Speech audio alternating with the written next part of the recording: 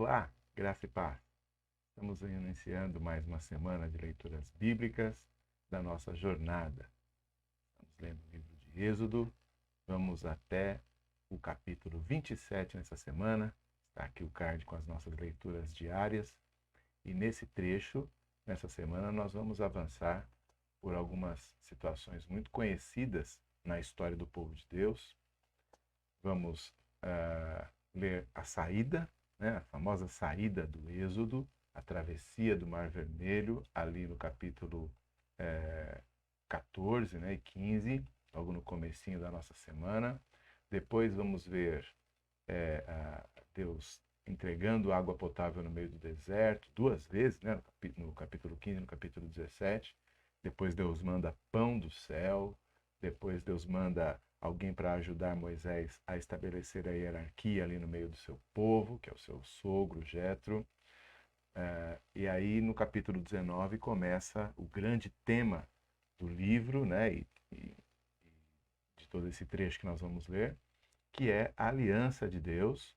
Os 10 mandamentos são entregues, as regulamentações dos 10 mandamentos através da legislação cotidiana, e a tenda da congregação, que nas nossas Bíblias da Almeida são traduzidas como tabernáculo. É uma palavra que a gente não usa, né? Tabernáculo é uma tenda, é isso. Só que é uma tenda que tinha uma função especial de ser diante do qual o povo congregava, né? Era o lugar onde as pessoas se reuniam e ela ficava no centro do acampamento. E dentro da tenda, vários utensílios, né? Então, as instruções de Deus ali específicas sobre cada utensílio que ia ter ali, onde ele ia estar, de que material ele ia ser feito. E, dentre eles, o principal seria a Arca da Aliança. Então, esse trecho nós vamos ler nessa semana. Essa semana de leituras, né, o capítulo 19, versículo 1 e 2, nos diz que essa semana inteira nós vamos ler, na verdade, 3 meses de jornada, né? Então, não é pouca coisa, né? Nós vamos ver os israelitas saindo de Ramessés, ali ainda no Egito, indo até Sucote, se reunindo, né, se agrupando em Sucote. Depois eles atravessam o Mar Vermelho e vão fazendo um percurso ali. O texto vai falar sobre Mara, sobre Elim, sobre Sim, Refidim e, por fim, o Sinai, né? O Sinai que nós temos aí como uma referência, né? Porque é onde finalmente eles recebem o Mar Vermelho, né? Então, é uma rota que é muito discutida, né? Os especialistas aí tentam identificar esses lugares, por onde eles passaram, por onde eles deixaram de passar. Uma das possibilidades, né, uma das possibilidades de entender esse roteiro é essa daqui que eu vou colocar para vocês, né? Não é certeza, digamos assim, né? Porque não temos como estar certos de cada local que eles percorreram. Mas basicamente é isso aqui, né? Então você vê aí eles saindo do Egito, né? Descendo até o Sinai, e aí na próxima leitura nós vamos ver, nas próximas leituras nós veremos que eles vão subir, né, pelo deserto e, como a gente sabe, vão ficar 40 anos rodando ali antes de entrarem por fim na Terra Prometida. Então, essa é uma possibilidade de como foi esse roteiro que eles percorreram. E é curioso pensar que do Egito até Canaã dá uns 200 e poucos quilômetros, 300 quilômetros, de maneira tal que a gente poderia imaginar esse povo todo percorrendo esse trecho, né? Se eles caminhassem todo dia, uns 10 quilômetros por dia, o que não é muita coisa, a gente teria eles terminando essa viagem em menos de um mês, mas em 3 meses eles chegaram apenas até o Sinai, receberam as leis, acampando, né? Se demorando em alguns lugares, e depois eles sobem em direção ao norte, né? Então, esse trajeto, né, não é assim muito exato, porque nós não temos certeza de cada um dos locais, os nomes antigos não são os nomes atuais, mas esse seria uma possibilidade bastante grande aí de entender o trajeto que eles fizeram. Bom, nesse vídeo eu quero já aproveitar aí que eu estou falando sobre a arqueologia, né, os lugares que eles percorreram e tudo mais. Eu quero falar um pouco sobre arqueologia. Na semana que vem eu volto a dar mais atenção aos temas teológicos, né, o tema teológico importante aí da aliança, como eu acabei de mencionar, né, do Deus que faz aliança. Aqui em Êxodo um tema importante também é o Deus libertador, né? Depois por todo o Antigo Testamento a gente vai ver os profetas falando em nome de Deus, né? Eu sou aquele que te tirei do Egito, né? Então esse é um tema bastante importante na, na literatura bíblica como um todo, e a gente vai voltar nisso no próximo vídeo com mais detença, mas nesse vídeo aqui eu queria separar e destacar para vocês alguns achados arqueológicos e algumas relações de Êxodo com arqueologia. Porque a gente leu Gênesis e tem muito pouco dado arqueológico sobre Gênesis, né? Assim, são histórias muito primitivas. Jó também, né? Alguém que a gente, mal e mal, a gente sabe onde é Ur dos Caldeus, né? Mas Jó a gente não sabe quase nada, né? Mas Êxodo tem algumas coisas interessantes para a gente notar e eu quero trazer para esse vídeo. Bom, então, primeira coisa, quando aconteceu? Nós sabemos que Salomão reinou por volta de 900 e pouco antes de Cristo, né? A gente sabe quais eram os reis que estavam nas outras nações enquanto ele estava reinando, então dá para a gente fazer essa relação na arqueologia. E aí então, se a gente somar o reinado de Salomão com o de Davi, com o de Saul, e a gente vai regredindo 400 anos dos juízes, né? A liderança ali de 40 anos de Josué, de 40 anos no deserto. Então nós calculamos mais ou menos que o êxodo aconteceu por volta de 1440 antes de Cristo. O faraó egípcio dessa época seria então Tutmés III.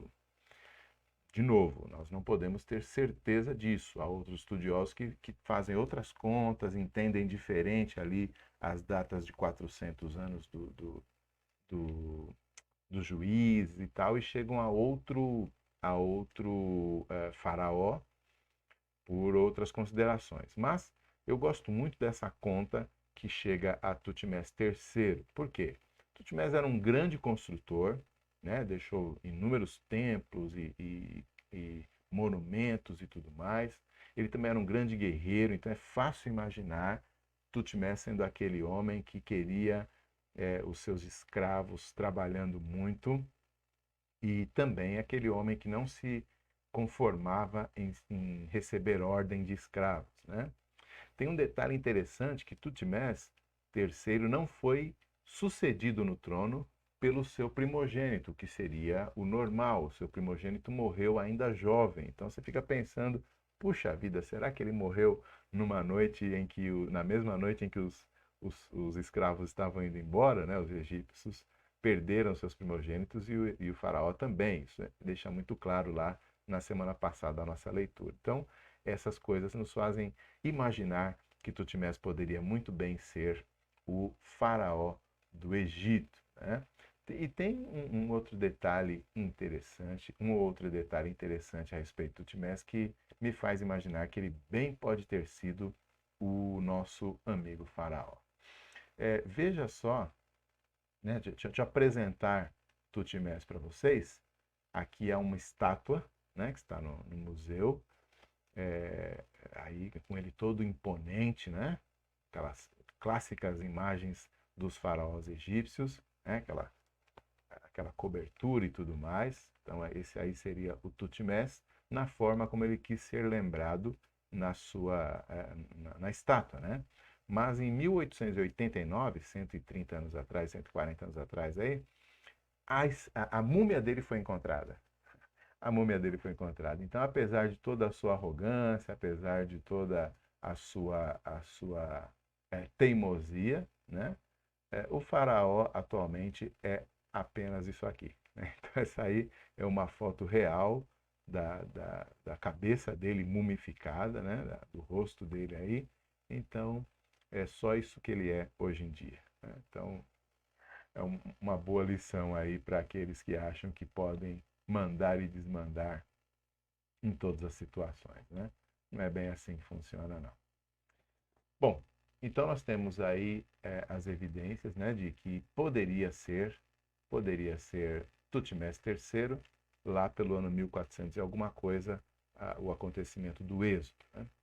Agora, não há evidências arqueológicas no Egito de que eles sempre tiveram escravos, né? Mas não há evidências de que os hebreus estiveram lá e muito menos de que mais de 1 milhão de escravos fugiram, né, num certo dia. E que isso aconteceu depois de os deuses e autoridades do Egito terem sido humilhadas, né, pelo Deus dos escravos. Agora, por que é que não se acha evidências desse tipo? Usando ainda o exemplo de Tutmés, para você ter uma ideia, ele reinou durante um tempo com a sua madrasta, e assim que ela morreu, ele então se tornou o único faraó, e ele imediatamente destruiu estátuas sobre ela, inúmeras estátuas que havia, ele destruiu inscrições nos monumentos a respeito dela, e substituiu por inscrições a respeito do seu avô, do seu pai. Então, tudo que ela fez, ela botava lá, né? Como os prefeitos ainda hoje fazem, né? Hospital inaugurado por fulano. Então, aí ele ia lá e apagava a plaquinha e falava, hospital inaugurado por meu pai, né? De maneira tal que ele conseguiu quase que apagar a existência da sua madrasta Hatshepsut, nome difícil.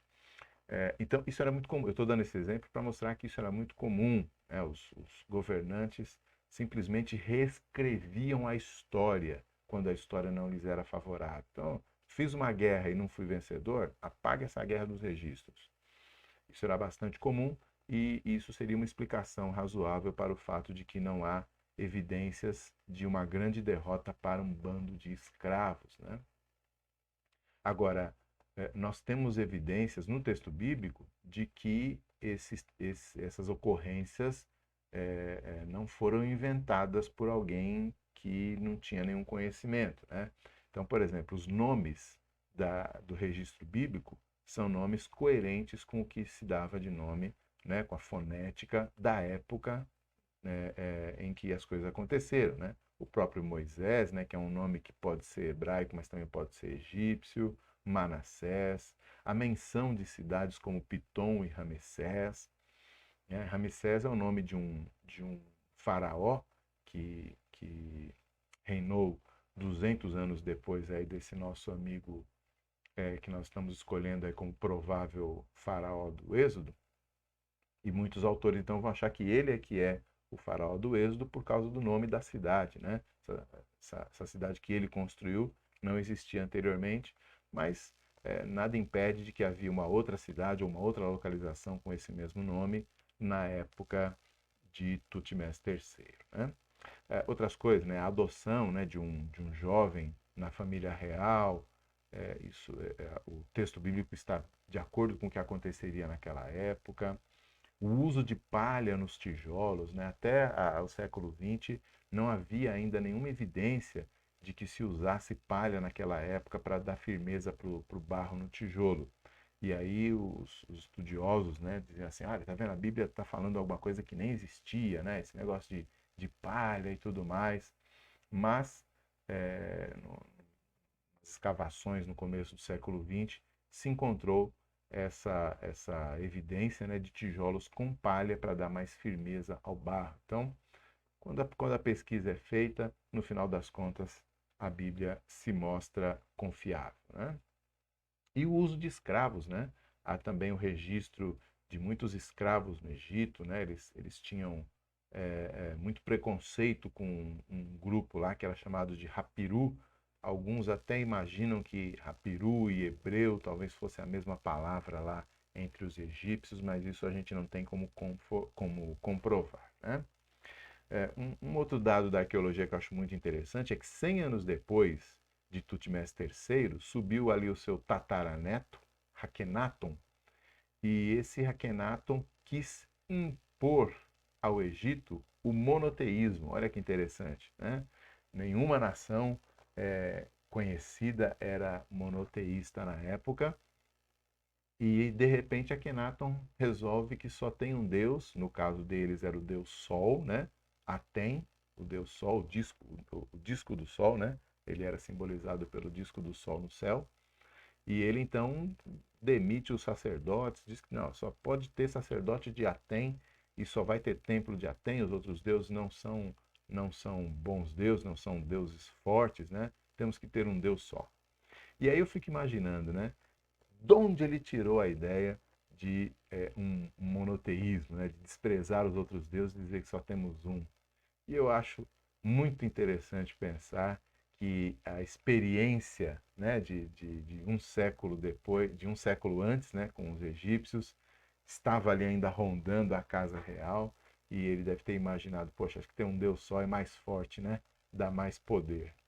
Tentou fazer isso com o Deus Sol, mas assim que ele morreu, os sacerdotes tomaram de volta as rédeas da religião e voltaram a fazer os seus cultos da forma como eles queriam, né? Com aquelas dezenas de divindades que os egípcios sempre adoraram, né? Bom, então esses eram os detalhes que eu queria trazer para o nosso vídeo de hoje, né? Mais da questão arqueológica. E na semana que vem, então, nós terminamos a leitura de Êxodo. E aí, então, vamos comentar mais um pouquinho sobre a legislação, né? Vamos continuar lendo e verificar aí melhor sobre as questões dos sacrifícios que eram feitos. Então, na semana que vem, a gente termina Êxodo e terminamos algumas reflexões também sobre a legislação mosaica e o sistema de sacrifícios levíticos, né? Que a gente vai continuar estudando e lendo a partir do próprio livro de Levítico. Bom, eram essas as nossas reflexões desse vídeo. Já ficou bastante comprido o vídeo e a gente vai parando por aqui. Até mais!